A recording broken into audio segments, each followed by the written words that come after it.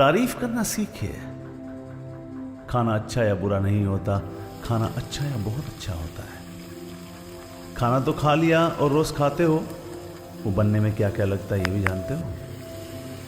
खाने में नमक ज्यादा है कि मुंह सिकोड़ते हो। गरम तेल, चूल्हे की तपन पहचानते हो।